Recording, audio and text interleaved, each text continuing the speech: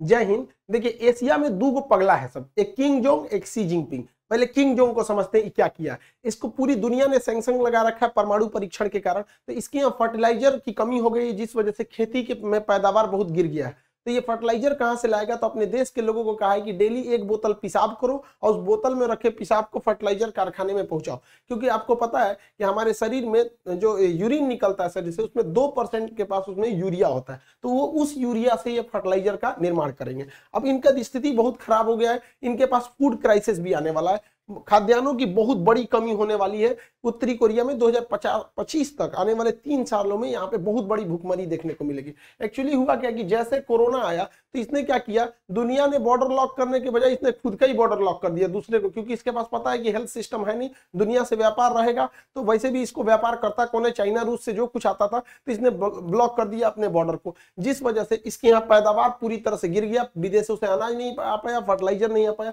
और इस समय बाढ़ और वर्षा भी इसके यहाँ बहुत भयानक हो गया, जिस वजह से पूरी फसल बर्बाद हो गई। अब यहाँ इतना बड़ा फूड क्राइसिस देखने को आ रहा है जिस वजह से इसमें हजारों लोगों की मौत होगी। लेकिन ये परमाणु परीक्षण करते रहेगा और अमेरिका और यूरोपीय देश इस पर बैन लगाते रहेंगे और यहाँ लोग मरेंगे क्राइसिस से, फूड क्राइसिस से। लेकिन इसको अपने यहाँ के लोगों की जान से ज्यादा परमाणु परीक्षण की जल्दी लगी हुई है। 1990 के दशक में 60,000 के आसपास लोग उत्तरी कोरिया में मारे गए थे। अब इसने कहा है कि 2025 तक पे हम अपने देश की जनता से कहा है कि आप तैयार रहिएगा, हो सकता है कि 1990 से भी बुरा दिन देखने को मिलेगा उत्तरी कोरिया का। अब चाइना का समझते हैं दूसरा का पगला का, इसको होड़ लगा है कि दुनिया के जितने देश हैं उसको कब्जा लो। चाइना और रूस एक अभी के वक्त में रूस चाइना की ओर ज्यादा झुका हुआ महसूस कर रहा है, क्योंकि इंडिया जो है अमेरिका को प्रीफर कर रहा है, रूस को अपनी अर्थव्यवस्था बचाने के लिए चाइना के सिवा दूसरा कोई ऑप्शन नहीं दिख रहा है। तो ये लोग एक एक्सरसाइज कर रहे थे नौसेना का। अब यहाँ पर है जापान, तो जापान में एक जलसंधि है, सुगारू जलसंधि, ये है जापान यहाँ पर। तो जापान का विवाद चाइना से भी है, जापान का विवाद रूस से भी है, जापान का साउथ कोरिया से भी है। तो ये एटलीस्ट इतना तो समझ में, जापान और उत्तरी कोरिया वाला भी है दूसरा। तो जापान का यहाँ किसी से नहीं जमता है। तो चाइना और जापान की जो रूस की नेवी थी, ज्वाइंट एक्सरसाइज कर रही थी। अब जापान का ये ऊपर वाला द्वीप होकाइडो है और ये नीचे वाला सबसे बड़ा द्वीप होन्शु है।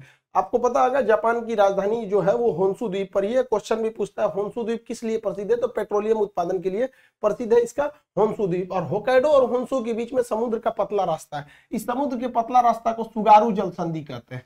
सुगारू जलसंधि, समुद्र के पतले रास्ता को जलसंधि कहते हैं, चौड़े रास्ता को चैनल कहते हैं। जैसे भारत में देखे होंगे 10 degree channel, 8 degree channel, 9 degree channel, English channel, Mozambique channel, ये सब चीज। तो ये चैनल नहीं है, जलसंधि है। ये जलसंधि कमर्शियल जहाजों के लिए जापान परमिशन देता है कि यहाँ से कोई भी शिप वगैरह मतलब व्यापार कर सकते हैं। लेकिन इन लोगों ने क्या किया, रूस और चाइना ने यहाँ पूरी नौसेना घुसा दिया इस जलसंधि से, और जहां पर यहाँ इस जलसंधि से पानी वाली जहाजें जाती थी वहां पूरी अपने शिप लेके घुस गए सब। अब पूरा माहौल वहां पे इंटेंस कर दिए थे सब, पूरी समुद्र को ये लोग उधर पूरा मार्च आउट किया लोग 2 घंटे तक, जापान को डराने के लिए कि देखो कुछ नहीं कर सकता। हालांकि जापान को कुछ होगा नहीं, क्योंकि इसकी सेफ्टी की टोटल जिम्मेदारी जो रहती है वो अमेरिका पे रहती है। लेकिन चाइना जो है वो ताइवान को कह रहा है you must have to emerge, उन्हें मिलना ही पड़ेगा चाइना को, मतलब ताइवान को इसमें। अब ताइवान में क्या करते हैं ये लोग, आए दिन अपना एयरफोर्स लेके घुस जाते हैं 2-3 जहाजों को। लेकिन इस बार इन्होंने क्या किया, 52 जहाज को लेके घुस गए। वहां देश में अफरा तफरी हो गया, इन लोगों को अंतरराष्ट्रीय मदद मांगनी पड़ी, लेकिन कोई दुनिया इसकी सुनता नहीं है। लेकिन फिर भी ताइवान के लिए लोग आगे आ जाते हैं। रीजन क्या है कि ताइवान का मतलब सिलिकॉन शील्ड, पूरी दुनिया में जितने भी इलेक्ट्रॉनिक्स आइटम बनते हैं, चाहे वो कैमरा है, टीवी है, मोबाइल है, कंप्यूटर, लैपटॉप, जहां भी बैटरी से चलती है जो भी मतलब ये इलेक्ट्रॉनिक डिवाइस है, उसमें जो सिलिकॉन लगते हैं ये येलो कलर को, उन सारे सिलिकॉन का 70% अकेले इसका मार्केट जो है वो ताइवान देखता है। दुनिया में जितने कंप्यूटर है उसमें जितना सिलिकॉन देखेंगे सब 90% चांस है कि सिलिकॉन वो ताइवान ही उसको देखता है। इसलिए पूरी दुनिया ताइवान के लिए आके खड़ी हो जाती है, क्योंकि उनको पता है कि अगर ताइवान पर कब्जा हो गया चाइना का तो इस पूरी सिलिकॉन का जो इकोसिस्टम है उस पर चाइना का कब्जा हो जाएगा। इसके अलावा भी ताइवान को अमेरिका ने बहुत सारे मिलिट्री इक्विपमेंट दिए हैं, जिसमें सबसे प्रमुख है F-16 जहाज। दुनिया के सबसे ज्यादा युद्धों में इसी ने लड़ाई लड़ा है। हालांकि अमेरिका का सबसे विश्वसनीय जहाज है F-16 और F-22 यहाँ पर, और चिनूक हेलीकॉप्टर। अतः अगर चाइना का कब्जा होता है ताइवान के ऊपर तो ये सारे हथियार भी ऑटोमेटिक चाइना ले लेगा, जिस तरह से अफगानिस्तान में तालिबान ने ले लिया है। तो अमेरिका भी इन्हें बचाने के लिए चला आता है, लेकिन बहुत सारे देश है जिन्हें बचाने कोई नहीं आता है, जैसे वियतनाम हो गया, भूटान वगैरह हो गया, उन्हें बचाने कोई नहीं आता है। इसमें सबसे बुरा शिकार हो रहे हैं इसका वीगर। अभी क्या हुआ है, पाकिस्तान के लिए बहुत दोस्ती दिखाता है ना चाइना पाकिस्तान में, तो पाकिस्तान का एक ऐप था कुरान ऐप, तो चाइना का इस साइड में सिंजियांग प्रांत है, यहाँ वीगर मुस्लिम रहते हैं। चाइना इन वीगर मुसलमानों में लगभग 20 लाख मुसलमानों को यहाँ पर जेल में डाल रखा है।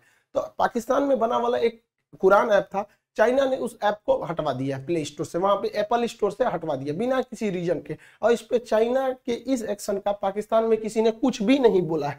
इसके अलावा चाइना वीगर मुसलमानों पे एक से एक नया प्रयोग कर रहा है। वीगर मुसलमानों से कह दिया कि आप अपने मस्जिद से लाउड स्पीकर हटा दीजिएगा। इसका विरोध करने पर मस्जिद गिरा दिया गया, उसे सार्वजनिक शौचालय में बदल दिया। हद तो तब हो गया जब चाइना इन वीगर मुसलमानों की किडनी, लंग्स, फेफड़ा निकाल के करोड़ों का व्यापार करने लगा वहां पर। अब इसकी पूरी दुनिया में आलोचना हो रही है, लेकिन अभी ये खबर शायद पाकिस्तान में नहीं गई, और गई भी तो किसी को हिम्मत थोड़ी कि अपने बाप के खिलाफ कुछ बोल सकते हैं।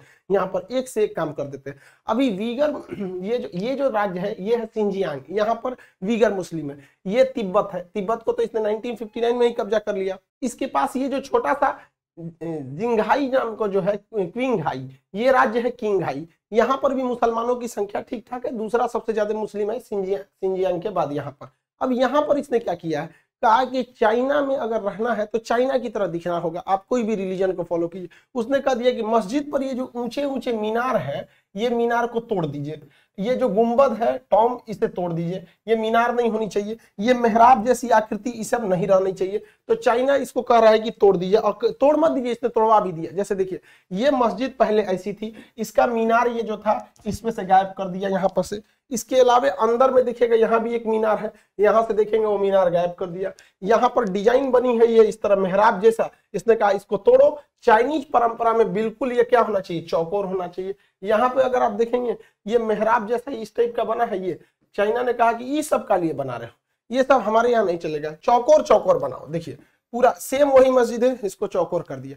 अभी पूरी दुनिया में इसकी आलोचना हो रही है, लेकिन दुनिया में कुछ ऐसे भी देश हैं जिनको लोगों को चाइना से कोई मतलब नहीं। ये चोट्टा तभी चिल्लाएगा चाहिए ओआईसी वाले लोग, आप लोग को कुछ खबर लगा कि नहीं, आप लोग को कुछ ही सबका, लेकिन आप लोग को तो कुछ बोलना नहीं है। इन लोगों को केवल दो जगह तकलीफ होती है, एक 370 हट गया, कश्मीर हाय कश्मीर हाय कश्मीर, आएगो इजराइल फिलिस्तीन, बस फिलिस्तीन और कश्मीर में ही इनको समस्या दिखती है, बाकी इन्हें कहीं समस्या नहीं दिखती है। दिक्कत ये नहीं है कि चाइना ऐसा क्या कर रहा है, इनकी समस्या, लेकिन इसका मन बढ़ते जा रहा है। लोग मन बढ़ते जाएगा तो कुछ भी करते जाएगा। अभी हम लोग के यहाँ दीपावली का फेस्टिवल चल रहा है, इस बार चाइना को समझ में आया है कि भारत में चाइना जो गलवान में पंगा ले रहा है वो बहुत महंगा पड़ गया। एक्चुअली इस बार दीपावली में कोरोना प्रोटोकॉल की वजह से पटाखे वगैरह पे बहुत सारी पाबंदियां लगाई गई और विदेशी लाइट्स वगैरह को पिछले साल से ही लोग बहुत जागरूक है। इस बार भी हम धन्यवाद करते हैं पूरे देश के लोगों का कि जो चाइना का बहुत बहिष्कार किए। कोई झालर मोती मत लगाएंगे। आपके इस अपील के जितने भारत में बहुत सारे लोग इसके लिए सामने आए, उसका आज रिजल्ट देखने को मिला है कि चाइना को इस बार जो है दीपावली पे 50,000 करोड़ का लॉस लगा है। छोटा मोटा लॉस नहीं है, 50,000 करोड़ का लॉस लगा है। अब समझ में आ रहा है? आओ ससुरे, गलवान घाटी में यहाँ पर यही होती है हम लोग के वीरों की जो शहादत हुई है। वहां पर देखे होंगे हमारे जो कर्नल साहब थे संतोष बाबू, ये उन लोग के लिए शहादत की श्रद्धांजलि। 50,000 करोड़ का इनको लॉस लग गया। अब बनाए ये लोग झालर मोती। इसको लग रहा है कि जब मन, आप लोग भी कहते हैं भाई चाइनीज चीजों का प्रयोग ना करें, भारत में जो आप कोशिश करें कि दियों का प्रयोग करें। दीपावली लाइट वेट में कहा, ये वेस्टर्न कल्चर कहाँ से घुसा दिया। कुम्हार के दिए रखे रात में, हम लोग बचपन में जब दीपावली में थे रात रात भर जगते थे लोग कि तुम्हारा दिया नहीं ना बुझा, दूसरे के दिया में से तेल उठा के अपने दिया में डाल देते थे। तो दीपावली दियों का त्योहार है। लाइट, झालर मोती, मॉडर्न टेक्नोलॉजी का लिए इसमें घुसा दिए। ले आना भी है मॉडर्न तो इंडियन इलेक्ट्रॉनिक्स का प्रयोग करें, न कि चाइनीज का। आई होप आप इस सबको समझे होंगे। और अभी जो नेक्स्ट एग्जाम है आपका, ये बहुत जल्दी ले लेगा, आपका जीडी वगैरह लेगा। इसका टॉनिक बैच जो है वो 15 दिन का ही उसकी वैलिडिटी होती है। 15 दिन में ही सबको समेट दिया जाता है। उसमें 2-3 दिन हो भी गया आप लोग का, तो उसमें जो लोग इनरोल नहीं है उस इनरोल हो जाएंगे। बहुत ही मिनिमम उसका फी रखा गया है, एकदम 150। वहाँ पे जिन लोग जीडी में जिनको प्रॉब्लम हो रहा है वो रिवाइज करने में लगभग उसमें 2,500 से 3,000 क्वेश्चन और मॉडल प्रैक्टिस सेट वगैरह सब रहेंगे जो इंपॉर्टेंट रहेंगे। आई होप इसे समझे होंगे। मिलेंगे नेक्स्ट क्लास में। जय हिंद।